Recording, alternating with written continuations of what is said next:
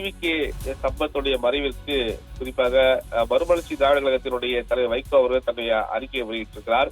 தந்தை பெரியார் அவர்களின் பெயரனும் காங்கிரஸ் கட்சியின் மூத்த தலைவர்களில் ஒருவரும் ஈரோடு கிழக்கு தொகுதி சட்டமன்ற உறுப்பினருமான அன்பு சகோதரர் ஈவி.கே. மறைவு தாங்கென்ன துயரத்தை தருகிறது என தெரிவித்திருக்கிறார். குறிப்பாக பெரியாரின் அண்ணன் ஈவி கிருஷ்ணசாமி அவர்களின் மகனும் பேரறிஞர் அண்ணாவின் நெஞ்சம் கவர்ந்த தம்பியுமான ஈவி.கே. சம்பத் அவர்களின் அருமை மகன் ஈவி.கே.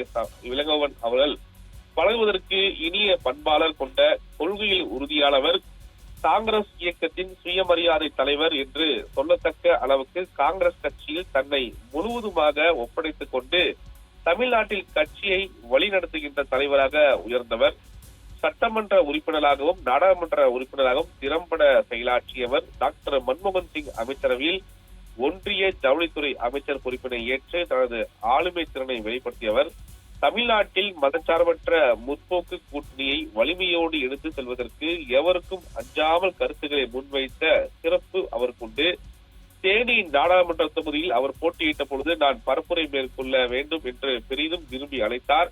இளங்கோவன் அவர்களின் 20வது பிறந்தநாள் விழாவில் பங்கேற்று வாழ்த்தினேன். கடந்த மாதம் இறுதியில் அவர் மருத்துவமனையில் அனுமதிக்கப்பட்ட போது எப்படியும் குணமாகி மீண்டு வருவார் என்ற நம்பிக்கையுடன் இருந்தேன்.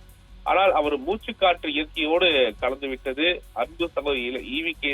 இளங்கோவன் அவரது மறைவால் வாடும் அவரது குடும்பத்தினருக்கும் தகைசால் தலைவரை இழந்த காங்கிரஸ் கட்சி நண்பர்களுக்கும் எனது ஆழ்ந்த இரங்கலை மறுமலர்ச்சி திராவிட முன்னேற்ற கழகம் சார்பில் தெரிவித்துக் கொள்கிறேன் என குறிப்பாக மதிமுகவுடைய பொதுச் செயலாளர் வைகோ அந்த அறிக்கையை வெளியிட்டிருப்பது மிக முக்கிய செய்தியாக பார்க்கப்படுகிறது.